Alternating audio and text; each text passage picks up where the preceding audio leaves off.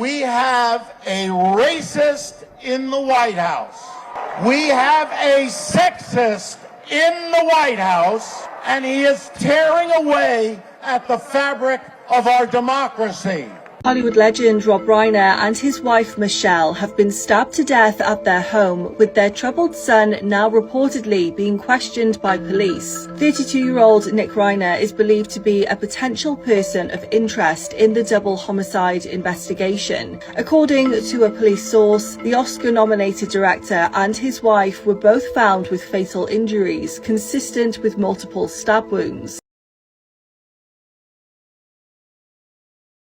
A number of Republicans have denounced your statement on Truth Social after the murder of Rob Wiener. Do you stand by that post? Well, I wasn't a fan of his at all. He was a deranged person as far as Trump is concerned. He said he knew it was false. In fact, it's the exact opposite, that I was a friend of Russia, controlled by Russia.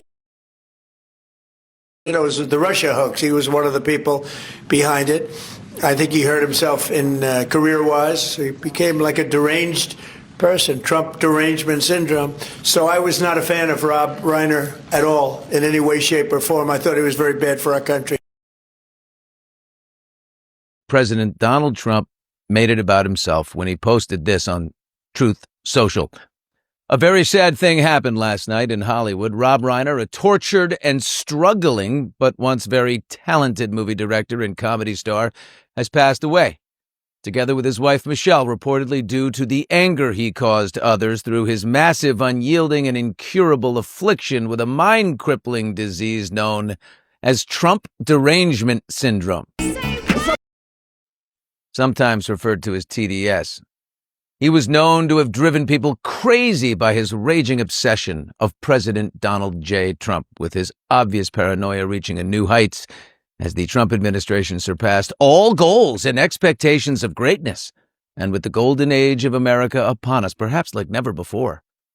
May Rob and Michelle rest in peace. A number of Republican lawmakers have started to criticize President Donald Trump over these posts that he made relating to the death of Rob Wiener and his wife, Michelle Reiner. We have heard from both centrist and conservative lawmakers who have said the president crossed the line with these types of comments, turning to politics instead of focusing on the tragedy at hand. Congressman Mike Lawler, who's from a swing district in New York, posted on social media, quote, "This statement is wrong.